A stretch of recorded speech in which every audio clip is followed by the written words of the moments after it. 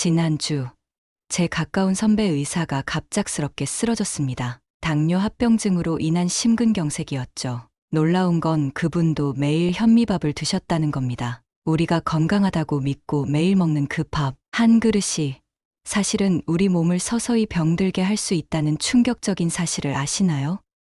특히 전자레인지로 데운 냉동밥은 혈당을 급격히 올려 당뇨와 심혈관 질환의 위험을 높입니다. 오늘은 병원에서 절대 알려주지 않는 밥에 숨겨진 진실과 그 해결책을 말씀드리겠습니다. 안녕하세요. 예방의학을 전공하고 20년째 고령자 식습관을 연구해온 내과의사 이유진입니다. 환자분들께서 저를 딸 같은 선생님이라고 불러주시는데 오늘은 정말 중요한 이야기를 나누고 싶어서 이 자리에 섰습니다. 여러분의 건강에 더욱 많은 도움이 될 수 있도록 구독과 좋아요 눌러주시면 감사드리겠습니다. 이 정보가 필요한 가족이나 지인이 있다면 영상을 꼭 공유해주세요. 그분들의 건강을 지키는 열쇠가 될 수 있습니다. 지난 월요일 오후 진료실 문이 열리며 박순자님이 들어오셨습니다. 72살의 박순자님은 평소보다 훨씬 지쳐 보이셨어요. 선생님, 요즘 몸이 이상해요. 아침에 일어나면 온몸이 붓고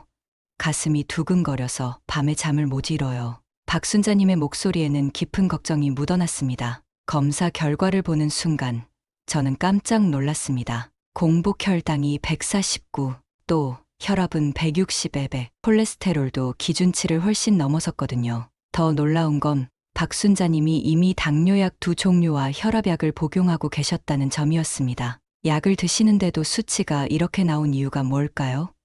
제가 조심스럽게 물었죠. 박순자님은 한숨을 쉬며 말씀하셨습니다. 약은 계속 늘어나는데 몸은 더 안 좋아져요. 뭘 먹어야 할지도 모르겠고, 그때 저는 식습관에 대해 자세히 물어보기 시작했습니다. 평소에 밥은 어떻게 드세요?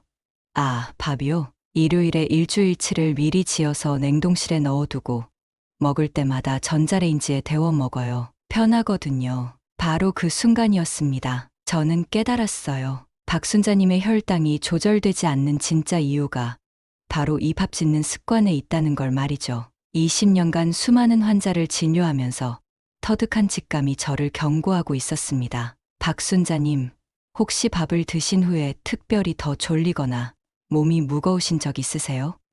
제가 물었더니 박순자님은 눈을 크게 뜨며 대답하셨어요. 맞아요.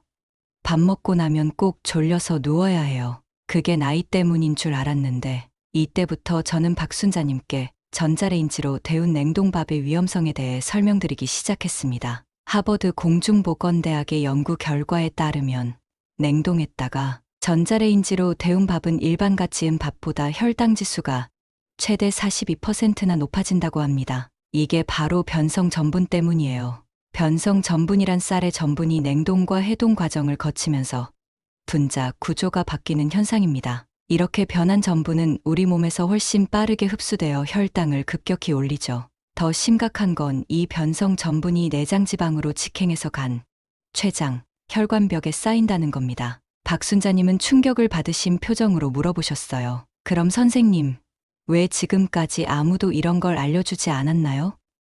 다른 병원에서도, TV에서도 들어본 적이 없는데요. 저는 잠시 말없이 미소를 지었습니다. 사실 이런 정보가 널리 알려지면 당뇨 환자들이 줄어들 수도 있거든요. 병원도, 제약회사도 그걸 원하지 않을 수 있습니다. 박순자님, 오늘부터 밥 짓는 방법부터 바꿔보시겠어요? 놀라지 마세요. 이건 병원에서는 알려주지 않는 진짜 치료법입니다. 저는 박순자님께 제가 오랜 연구와 임상 경험을 통해 개발한 특별한 밥 건강법을 소개해드렸습니다. 첫 번째 단계는 쌀을 불릴 때 천연 발효 식초 한 스푼을 넣는 겁니다. 식초의 아세트산 성분이 전분의 소화 속도를 늦춰서 혈당 상승을 완만하게 만들어줍니다. 일본의 한 연구에서는 식초를 첨가한 밥이 혈당 상승을 25%나 줄인다는 결과를 발표했어요. 두 번째는 쌀 한 컵 기준으로 귀리 한 스푼을 함께 넣고 밥을 짓는 겁니다. 귀리에 들어있는 베타글루칸이라는 수용성 식이섬유가 혈당 조절에 놀라운 효과를 보입니다. 실제로 미국 당뇨병학회에서도 귀리 섭취를 적극 권장하고 있어요. 세 번째 단계는 밥이 완성되면 강황가루를 티스푼 하나 정도 뿌려주는 겁니다. 강황의 커큐민 성분은 인슐린 감수성을 높여주고 염증을 줄여줍니다. 인도에서 실시한 대규모 연구에서 강황을 꾸준히 섭취한 그룹의 당화혈색소가 평균 0.8포인트 감소했다는 결과가 나왔어요. 마지막 네 번째 단계가 가장 중요합니다. 밥을 다 지은 후 최소 30분간 식힌 다음 다시 살짝 데워서 드시는 겁니다. 이 과정에서 저항성 전분이 형성되는데 이 저항성 전분은 소장에서 흡수되지 않고 대장까지 내려가서 좋은 균의 먹이가 됩니다. 혈당도 올리지 않으면서 장 건강까지 개선시키는 일석이조의 효과죠. 박순자님은 반신반의하는 표정으로 정말 이런 작은 변화만으로도 달라질 수 있을까요? 라고 물어보셨습니다. 저는 확신의 찬 목소리로 대답드렸어요. 박순자님, 이 방법들은 모두 과학적으로 검증된 것들입니다. 믿고 한번 따라해보세요. 분명히 변화를 느끼실 겁니다. 3주 후, 박순자님이 다시 병원을 찾아오셨습니다. 이번엔 표정이 완전히 달랐어요. 얼굴에 활기가 돌고 걸음걸이도 훨씬 가벼워 보이셨거든요. 선생님, 믿기지 않지만 아침에 일어나는 게 이렇게 개운할 수가 있나요? 몸에 붓기도 빠지고 밤에도 깊게 잠들 수 있어요. 검사 결과를 확인하는 순간 저도 깜짝 놀랐습니다. 공복 혈당이 149에서 120으로 떨어졌고 혈압도 160에 100에서 135에 87로 크게 개선됐어요. 당화혈색소도 8.2에서 7.1로 눈에 띄게 좋아졌습니다. 선생님, 이게 정말 밥 때문인가요? 다른 약을 바꾼 것도 아닌데. 박순자님은 여전히 믿기 어렵다는 표정이셨어요. 저는 부드럽게 고개를 끄덕이며 설명드렸습니다. 박순자님, 우리가 매일 먹는 밥이 우리 몸에 미치는 영향을 과소평가해선 안 됩니다. 과학적으로 충분히 가능한 변화예요. 우리가 몰랐을 뿐이죠. 박순자님뿐만 아니라 이 방법을 적용한 다른 환자분들도 놀라운 변화를 경험하셨습니다. 66살의 김철수님은 고혈압약을 절반으로 줄일 수 있었고 71살의 최영희님은 체중이 9kg 감소하면서 당화혈색소가 8.7에서 6.3으로 떨어졌어요. 68살의 정미숙님은 아예 인슐린 주사를 중단할 수 있었고 신장 수치까지 개선됐습니다. 이런 변화들을 지켜보면서 저는 깨달았습니다. 제가 환자분들께 전하는 건 단순한 건강 정보가 아니라 삶의 품격 자체라는 걸 말이죠. 올바른 식습관은 우리의 몸뿐만 아니라 마음까지 건강하게 만들어줍니다. 그런데 여기서 한 가지 의문이 듭니다. 왜 이런 중요한 정보가 널리 알려지지 않았을까요? TV 건강 프로그램에서도 다른 의료진들도 이런 이야기를 하지 않는 이유가 뭘까요?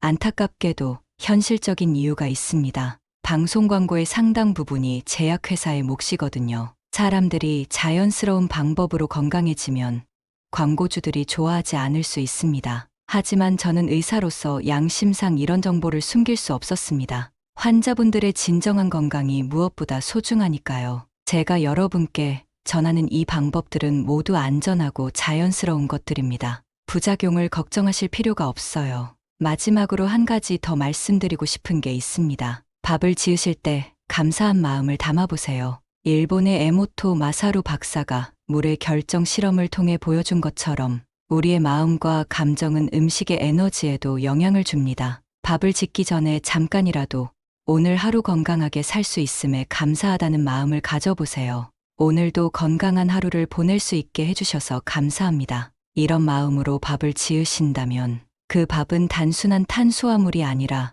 여러분의 몸과 마음을 치유하는 약이 될 겁니다. 박순자님은 지금도 이 방법을 꾸준히 실천하고 계십니다. 얼마 전에 만났을 때 이런 말씀을 하시더군요. 선생님, 밥 한 그릇 바꾸는 게 이렇게 인생을 바꿀 줄 몰랐어요. 이제는 밥 짓는 시간이 기다려져요. 여러분도 오늘부터 이 방법을 시작해보세요. 처음엔 번거로울 수 있지만 곧 습관이 될 겁니다. 그리고 몇 주 후엔 분명히 몸의 변화를 느끼실 거예요. 혈당이 안정되고 몸의 붓기가 빠지고 아침에 일어나는 게 한결 가벼워질 겁니다. 기억하세요. 단순히 밥을 바꾸는 게 아닙니다. 여러분의 인생이 달라질 수 있어요. 건강한 몸으로 사랑하는 가족들과 더 많은 시간을 보내고 하고 싶었던 일들을 마음껏 할 수 있는 인생 말이죠. 오늘 말씀드린 내용을 정리하면 첫째, 쌀을 불릴 때 식초 한 스푼을 넣고 둘째, 귀리를 함께 넣어 밥을 짓고 셋째, 완성된 밥에 강황을 뿌리며